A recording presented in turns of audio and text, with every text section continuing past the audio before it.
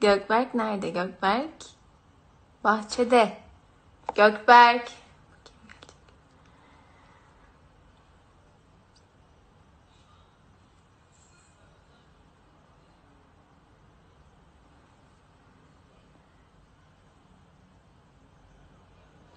Gökberk.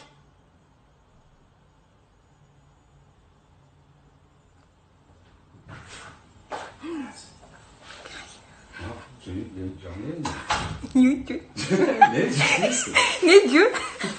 Gel. Nereden esti? Ya kamera bir şey değil. Yani. Merhabalar, iyi akşamlar. Allah Allah, nereden çıktı şimdi? Canlı yayın. O da benim gibi teknolojiye alışmaya çalışıyor şu an. Bağırarak ulaştığımızı hissediyoruz. Sürpriz oldu şimdi, alakasız yere, durduk yere. Selamlar, selamlar dostlar. Saygılar, sevgiler herkese. Yemin Afiyet olsun. İftarlar yapıldı.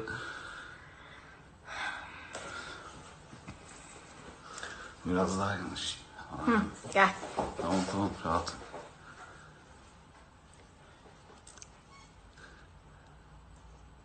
Şu sorular kısmına gireyim dedim. Bak şuraya.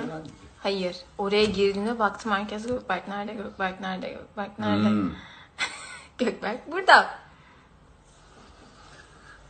Hep soru cevap yapıyorduk zaten artık. Hep aynı sorular. Muhabbet edelim birazcık. Teşekkür ederiz. Biz mutluyuz Allah'a şükür. Allah herkesi mutlu mesut etsin inşallah. Amin. Selamlar. Oo bayraklar bir sürü bayraklar görüyorum şu an. Gördüğümüz bütün bayraklara selam olsun. Biz de sizleri çok seviyoruz. Vallahi bana da sürpriz oldu ya. Hello everybody. I wish you all the best.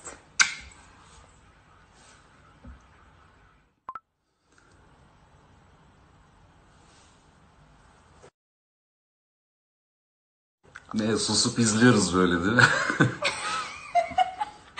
Çok iyi. Yemin mi? Az önce bitti galiba ya. Biz de böyle bir takip ediyoruz Evet. dizimizi. Evet, Yemin'in bölümü az önce bitti, yeni bölümü. Evet, içimiz buruldu birazcık tabii Hikmet Baba'ya. Ama daha neler olacak, sen de o kadar spoiler verme ya. Yok, Daha spoiler değil canım. Şimdi Oo, izlediğimiz oho. acayip şeyler olacak.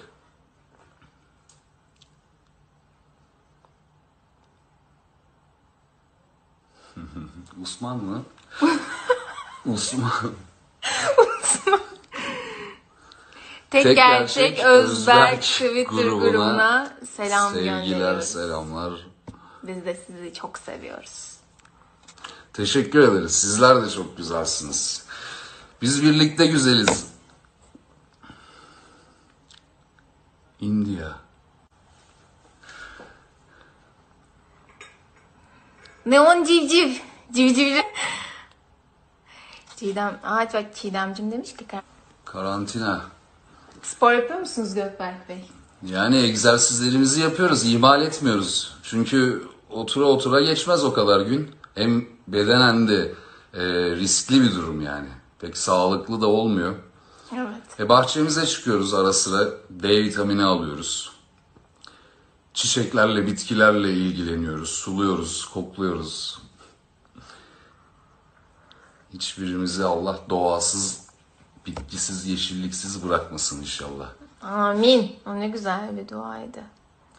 Azerbaycan'a da kocaman selamlar. İnşallah bir gün ziyaret edeceğiz orada sizleri. İnşallah.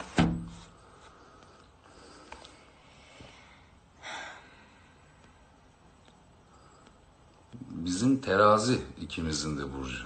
Evet, burcumuzu sormuşlar. İki teraziyiz.